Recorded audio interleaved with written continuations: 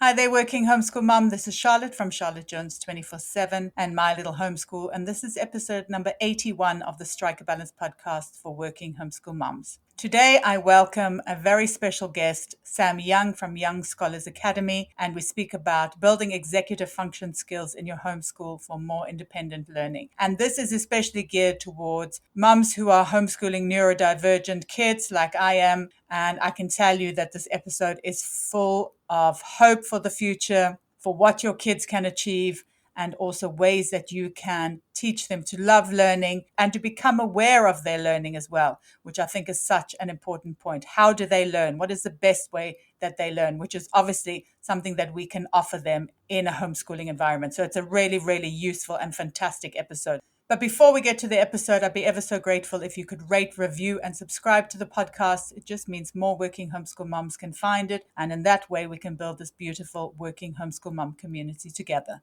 Thank you so much. Hello and welcome to the Strike a Balance podcast for working homeschool moms.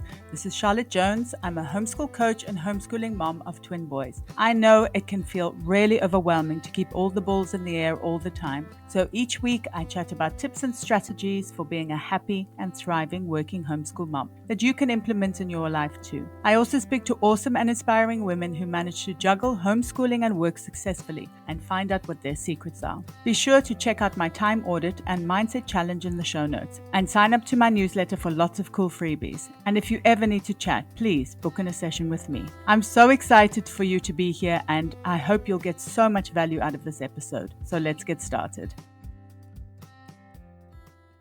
Are you looking for a new math curriculum? Well, I'm thrilled to introduce our favorite math curriculum to you. CTC Math specializes in providing online video tutorials that take a multi-sensory approach to learning.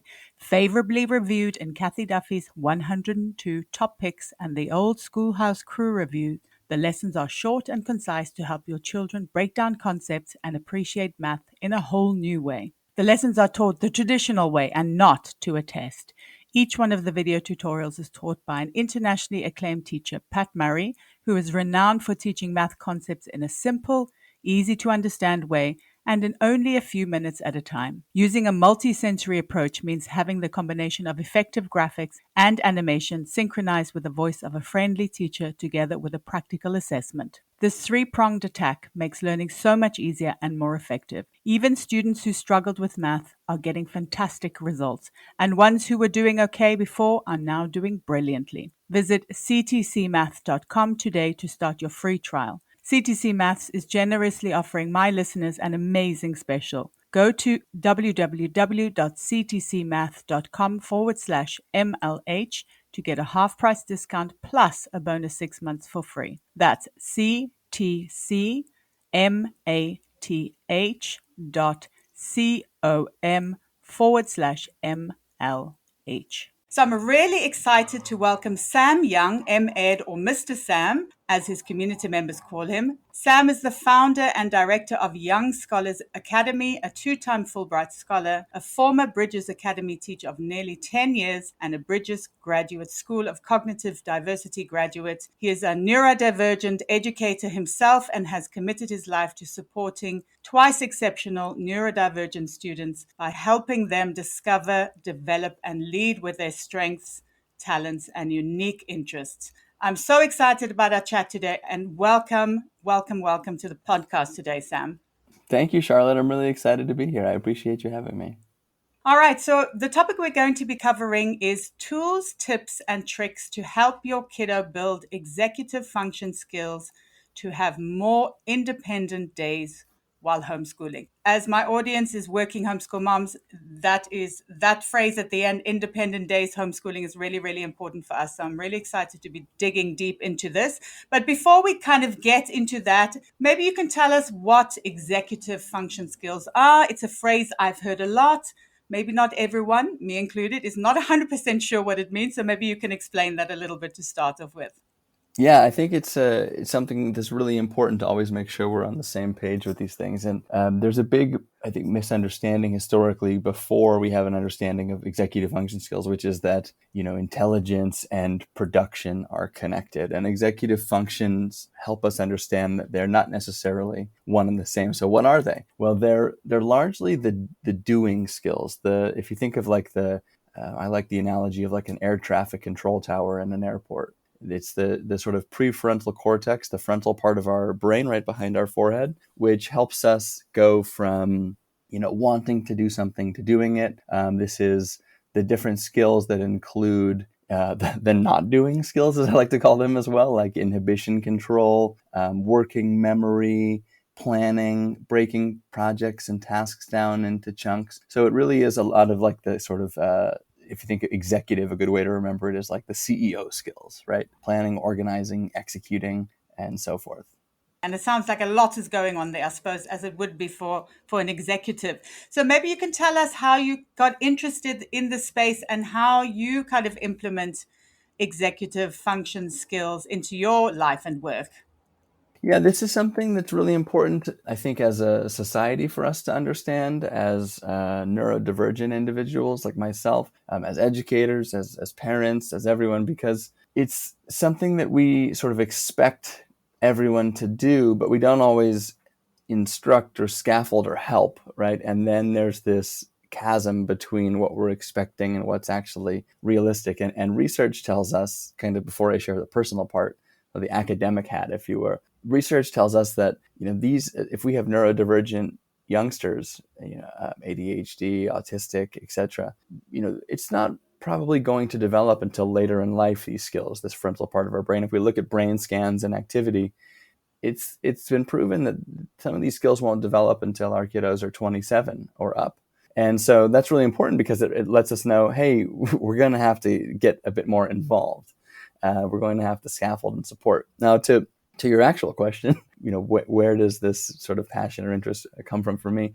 This has been something that's been really challenging personally for me. I have ADHD. I was diagnosed at a very young age, and it was always, and still is, if I'm being a bit vulnerable and transparent, something that I struggle with on the regular, because it can be really difficult to go from the busy sort of ADHD scattered thoughts I have in my brain to the things that I intend to do. And so I really dedicated a big part of my life to helping myself, and then subsequently sort of being a mentor to help others understand how creating systems, being introduced to different tips and tricks and skills can help build some scaffolding around us and help us get a little bit more on the pathway that we hope to be on, and also have some patience for ourselves and some empathy for ourselves. As I said to you, my kids are neurodivergent. One of my kids has ADHD. And when they were at school, they were expected to know so many things. I don't think they did it on purpose. I just have to put it out there. I just don't think they were trained, but they kind of made us feel that our kids were not capable of doing things. But then when we took them out of that and put them in a homeschooling environment, they really, really thrived. So why do you think that could be? Yeah, that's a really good question. And a lot of it has to do with, interests, right? We know interests are everything, especially when it comes to ADHDers, the sort of paradox of hyper focus and lack of focus, right? Sometimes it seems like someone can't pay attention, and sometimes it seems like we can't get them to stop paying attention to a certain thing. A big part of that is really just that focus element, right? Dopamine pursuit and the sort of tunnel vision that can come with that. But one of the big things is alignment with also abilities, right? It's like having the strengths. I might be the foremost interested young person in World War I weaponry, but if you ask me to put together an essay on the topic or argue a thesis, I may not have the ability that required to take all the brilliant knowledge and information that I have in my head and organize it, break the task down into bite-sized pieces to meet deadlines, to even write a thesis statement for that matter. So there's usually a big disconnect between the knowing and the doing. And this is where a lot of our kids, Charlotte, get kind of identified as like smart and lazy or bright and scattered or something. And that's really the population that I've committed my life to working with, because we have these kids who have such deep-seated interests, and the education system, as it were, is often focused on kind of sort of bringing the bottom up, right? Having them do the same thing or doing something that they're not doing well. And we know that really they benefit and they live a better, holistic, better life when they're focused on the things that they love and the things that fill them up. And society benefits when they're doing these things as well. So I think it's important to steep them in a space of their strengths and their interests. And it's important to then bake in some of these scaffolds I've been referring to, like executive function skills and strategies around those. Yes, and this gives me hope. It gives me hope. So it's really fantastic to to talk to you about this, really, because you as a parent you worry. You do worry. Obviously, you can't predict the future. You can't imagine what it would be like. But I suppose we're just trying to support them every day, and it's definitely very much interest led the way we teach them. So this is really fantastic to chat to you. How can we use executive function skills in homeschool? How can we kind of incorporate that in a homeschool environment? And to go back to kind of your earlier question and bridge to this one, it really is kind of letting go, right? Like if we have a student who has, I don't know why I'm on this World War One. We have a World War One class, so I observed them yesterday, so I'm thinking about that class. But the notion of just letting someone pursue their interests, right, is so much more organic and aligned with the way in which the world works, right? Like if I'm an employee at a company, my boss is probably going to want me to look something up, and then maybe they want me to deliver a certain way, right? Which is going to be, they want a certain product, right? But the process might be my own. I may have a little bit more autonomy there. And when we think about like the big three elements that set our kids up for success or set them up for, well, quite frankly, a really rocky road, it's PPE, product, process, and environment. And when you think about like using the example of your own kiddos, who I don't know, but I hope to one day, you mentioned, why do they struggle here, but, do better here? Well, it's probably some combination of those three, right? It's the product, what are they being asked to do? The process, how are they being asked to do it? And then the environment, the place in which they are and the things that they have access to or don't. And when we think about executive function in school, it's kind of harder to control those things, right? And give teachers a lot of grace. Sometimes here, like I live in California, Los Angeles, our public schools have something like 42 students in them in the classroom, right? It's like, how can you hold space for everybody to do those three things in a way that is going to allow them ultimate access to learning, right? It's like if the deck is stacked against them. It's a really difficult scenario. So my heart goes out to them. But as far as homeschooling, you have a lot more control of those three key ingredients, right? And you can really bake up something quite special when you can alter the way in which your child has more choice. They can delve deeply into the things that they're interested in, and there's a lot more flexibility in which the way they, right? So we're talking about like the kind of the way the information enters, right? The input, and then what's their output going to be like? How are they going to share it with you? Do they want to record a podcast like we're doing, or would that be a nightmare for them and they'd rather make a diorama or I don't know, a YouTube video or write an essay, so getting them to have a bit more say is going to be the first and most important element, right? Choice is everything. And I think that adults, we get that, right? Like, I don't want to be told what to do. But with kids, we expect them to sort of follow along. And I think that if we can empower them with choice, we're both empowering them for a better experience and also kind of better preparing them for real life, because there's going to be a heck of a lot of choice when they're older. I have an exciting announcement to make, something that I've been working on for a long time, which is finally coming to fruition, and that is the WHM Collective. The WHM Collective is a group coaching membership specifically for working homeschool moms. So I know it's really easy to become overwhelmed and frustrated as a working homeschool mom. Group coaching is a fantastic way for you to meet other working homeschool moms online so that you can work on what's holding you back together.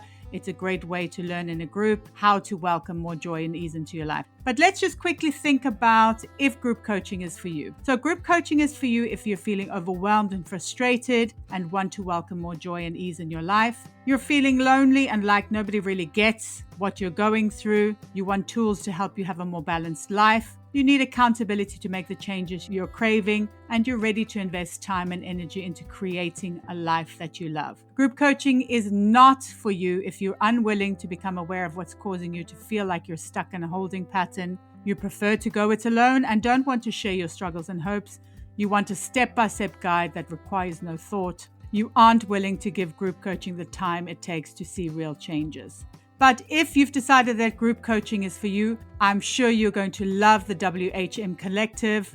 WHM Collective will be a monthly membership which you will find on Patreon, and I've hosted on Patreon so that I can keep the costs really low, because I know that finances can be an issue. And basically what you'll get for your monthly membership fee is you'll get a monthly workshop, you'll get printables, you'll get email support, you'll have one free one-to-one coaching session included, office hours where you can ask me anything in real time, discounts and special offers. And this is something that I'm really excited about, access to past content, which will be growing exponentially every month as I create new ebooks, as I upload workshops, and as I create printables. So for just $9 a month, you're going to have a lot of support on your working homeschool mom journey. I'm so excited to start this membership. And if this is something that sounds good to you, then be sure to sign up for the waitlist, which will be in the show notes. So we did speak a bit about the more independent days. So practically, how do executive function skills help kids to have more independent homeschooling days? So that's it. So it doesn't start that way, right? I always like to manage expectations. A lot of homeschool moms, right? A lot of homeschool moms are sitting and thinking like, okay, Sam, this sounds great, buddy, but that's not happening. Okay. So I like to say it's a bit of transference, right? It starts as we and it goes to you, right? And the idea is that in the very beginning, a lot of the times we're just doing things for our students and they don't quite realize, right? We put together a playlist of how their day is going to go. We have them signed up for a certain course at a certain time. Now, the first step I recommend taking in terms of that transference, which is really what we're talking about, Charlotte, is how can we involve our students more and transfer some more of the onus of responsibility over to them so that they can have a little bit more autonomy and we can have a little bit more independence. Now, the first step is really, can we just involve them in the thinking, right? Can we involve them in the planning? When we go back to executive function skills, one of them is planning. So if I say to my daughter, let's say, hey, what we're looking at doing is thinking about, let's look at the 30,000 foot view. What are all the things that we want to make sure that your education includes, right? And just kind of getting them in, kind of rolling their sleeves up and joining us at the brainstorm table. Okay, what are all the things? Okay, great. Now, what are the different options that we have to satisfy those things? And this is going to be, of course, age dependent, right? If they're a little bit younger, this might be too abstract. If they're an adolescent, then they can probably pull up a chair and sit right next to us. We can do this to varying degrees with varying degrees of responsibility. And looking at the kind of macro intentions and setting goals and doing a lot of these things that, again, that we do and we expect our kids to do, but we don't explain. Backward planning. Where do we hope to get at the end of the semester? Well, our semester is going to be 16 weeks. So if we break this down, if we're doing an independent study on the, I don't know, whatever it might be, women's history unit in World War I, I'll keep going back to my World War I unit, and we talk about, okay, well, we want to understand women's role in the conflict, before the conflict, after, etc.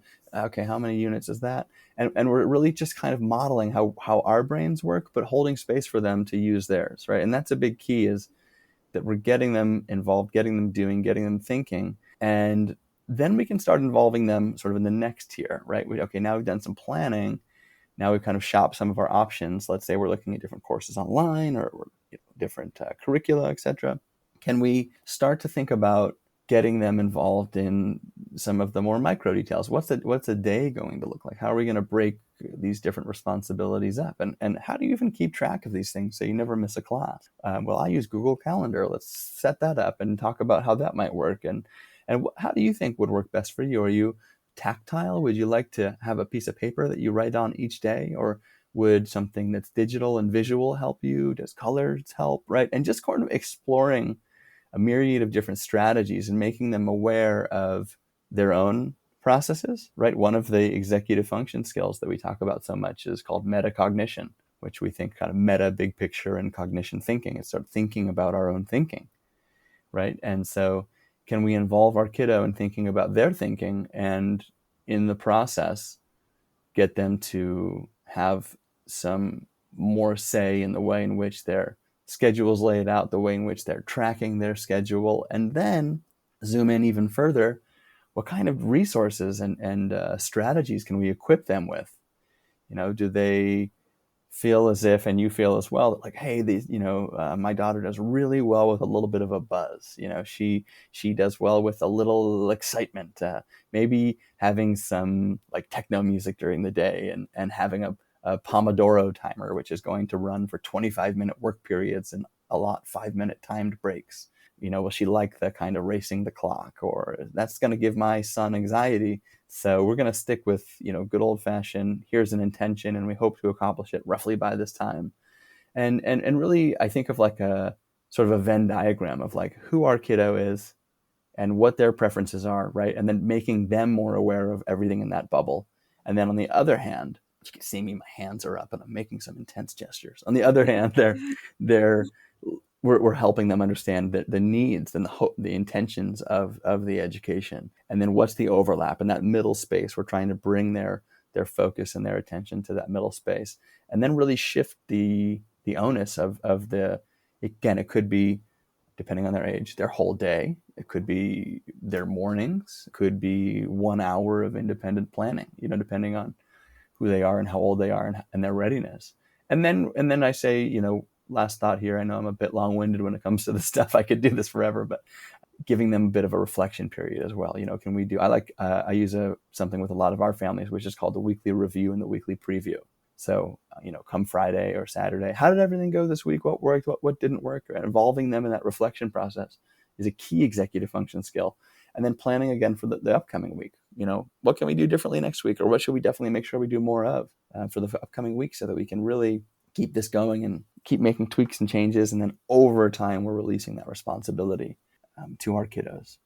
I love that. Oh my gosh. I love this kind of structured but not structured, kind of letting them figure it out, giving them help. I guess that's what you mean with the scaffolds, right? It's like you are helping them to figure the stuff out, what works for them, which I think is such an important skill, because self-reflection is something that we all need when we're kids, and obviously when we grow up as well. It's just being aware of what works for us. I think it's amazing. I think this sounds like such a fantastic way to learn.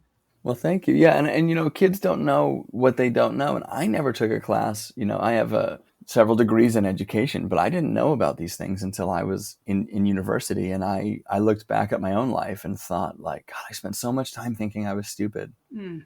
And here I am. I'm a bright young man, and I've got so much to give, and I couldn't separate my, I don't like the word inability, but like my struggles around doing and producing and focusing, right? Like, why does it take me 4 hours to read something that takes my classmates 30 minutes?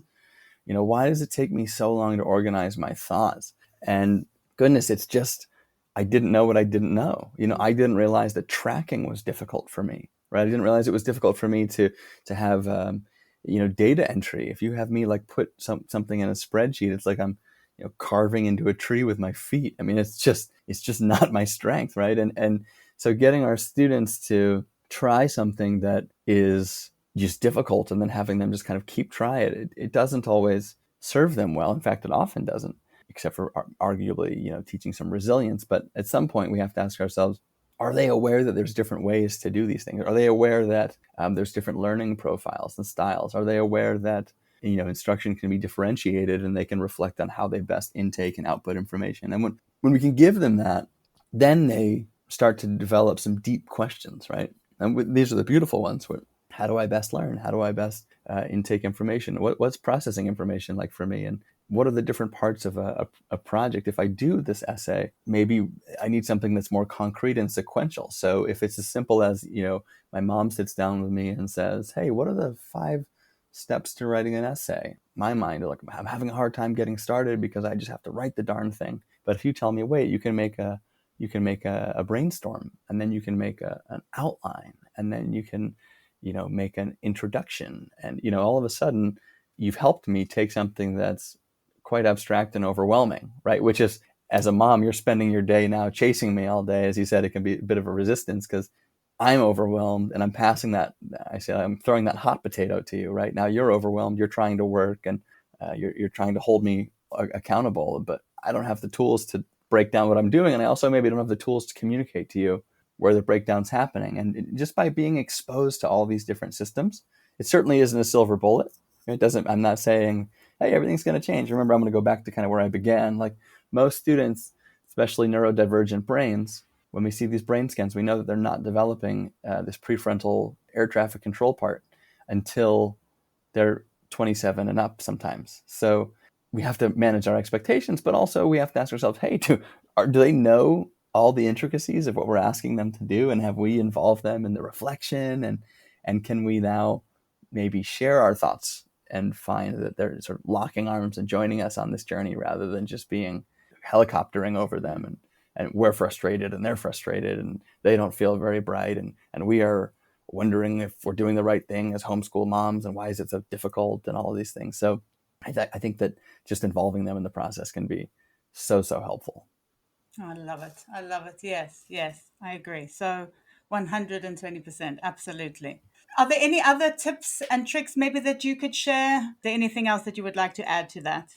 Yeah, I have a resource which I'm going to use my executive function skills to send to you, Charlotte. Um, but what I like to do with kiddos is at the most basic level, no matter if they're 7 or 17, is break down the basic elements of task management, right? Because what's one of the things that I think is really what we often sort of triage first is, hey, my student isn't turning in work, or hey, my student isn't X, Y, or Z, right? And it usually has to do something around submitting work, whether it's, as you said before, like your students when they were in school, whether it's them, now being homeschooled. It's that getting things across the line. And again, it largely comes down to their neurology and development. But I think more important to understand is awareness. Are they aware that there's different elements? So one of the key things, like we have a course called Young and Thriving, and it's one of our most popular courses in our little enrichment center. And the basic thing that we do in the first level, it's an executive function course. And the whole entire first course, it's 8 weeks, and it's dedicated to helping kids understand how task management works. And what we do is we really break it down. And I think it's always good when someone's on a podcast, right? It's like you're listening, you're driving in the car, and you're like, this is great value, but like, how do I make this actionable? And so I like to sort of always end on something that's actionable. And what I help students do is break down task management into 3 key pillars, right? Number 1 is helping them understand that to go from being asked to do something to doing it to getting it in is the first thing is we just have to be aware that there's work, right? So I call the first pillar is quick capture. Does your child have a flexible way to record assignments or things that they're being asked to do, whether it's a chore at home, an assignment from a teacher, coursework, or even a thought that they have about a passion project? Do they have a flexible way? And I say flexible because it needs to work everywhere, right? So for me, I have a app on my phone that I use to write down thoughts when I'm out and about. I have a Google Doc on my computer, and then I even have, this might be TMI, but I have a whiteboard in my shower where I write down, a lot of my thoughts. And I say again, I return to this idea of flexible, because when does our brain do its greatest work? It's when it's not being asked to do work, right? It's like, when is your computer its most efficient? When you're not running programs, right? So when my brain really perks up, and a lot of ADHDers really perk up in the shower because there's something that's kind of very calming and sort of present about the experience of different temperature water. And we're not really being asked to do anything that's too cognitively demanding. So we kind of think about all kinds of really incredible things. And so I like to have a system that works across the board. So just helping your kiddo, whether it's an agenda book or a document or a note on their tablet or phone, have a way to, number 1, quick capture ideas and assignments. Number 2, then I like to do what I call weekly plan prioritizing. Now that they have the work, the ideas, the content, can they stack it in order of importance? And this is a whole other skill, and that's why the class is like 8 weeks long. But can we understand what key elements contribute to prioritization? Is it importance? Is it urgency? X, Y, Z, right? And then once we have looked at the week or the month or even 2 days, then part 3, we go from quick capture to weekly plan. And then part 3 is the action. This is the daily planning and executing the tasks. So this is like your to-do list. And so I think that just in terms of getting students set up for success, a great place to start is helping them understand what it is to go from being asked or told to do certain things to then wanting to get across the finish line. And for a lot of our kids, they want to get across the finish line. They might have brilliant ideas and so much that they hope to do. And maybe they're creating a story, or they have a Discord server they run, or they have a podcast or a YouTube channel, and they want to get things done, right? It's not like they intend to not get things done, and just equipping them with the tools to be able to go from having an idea to getting it across the line. Again, it's a work in progress, something, full disclosure, I still struggle with, but giving them a framework is really helpful. And I have a resource I'll share with you, Charlotte, which helps families kind of introduce and implement this with their kiddos, if you think that would be helpful. Oh, yes, absolutely. I will be taking that look at that for myself as well, definitely. Thank you so much. Okay, so now let's chat a little bit about anything that you're working on or that you want to share with the audience. Yeah, thank you for the opportunity. So I run a virtual enrichment village, which is, we have strength-based and passion-focused courses that meet weekly, and we also have camps that run during the summer. And as it's summer, that's a big one. So we have about 130 some families. We have 10 mentors, and the idea is just helping students fall in love with learning, right? That so often, it's focused on this deficit-based model of they need to do this, they're not doing this. And so we try to offer really unconventional courses that our bright, quirky kiddos love, and give them a space in which they can explore these interests with, I call the X and the Y axis, which is that they can look around and they can see other kiddos who might be really, unique and have these deep-seated passions and curiosities, like-minded friends. And then the Y axis is our neurodivergent mentors, who are field experts who are really experienced at helping our kiddos kind of look up and say, hey, there's someone like me all grown up that's doing this thing and loves this and can answer my deep-seated questions. So we have all kinds of really cool programs that run for about 5 days, so Monday through Fridays, and they include everything from robotics to Dungeons and Dragons to Minecraft to historical crimes to social club, improv, graphic novels, dark history. I mean, we've got and the World War I class I mentioned earlier, World War I and World War II weaponry. So the idea is just putting our students in an environment where they can appreciate and discover their strengths with like-minded friends, and where they can be supported by like-minded mentors who can really show up for them.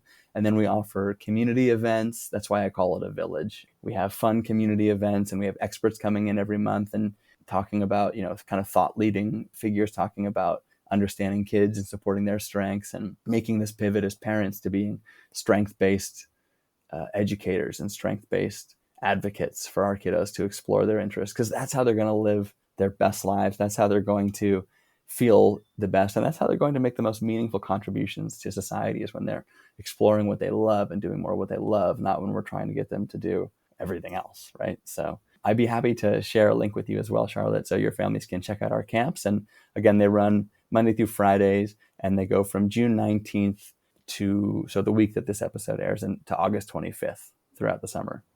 Fantastic. Yes, I'll definitely link that. And where's the best place for people to connect with you online, just generally to get to know you better and to find out more information about this? I would say, just to give everyone a single place to go, you can head to youngscholarsacademy.org.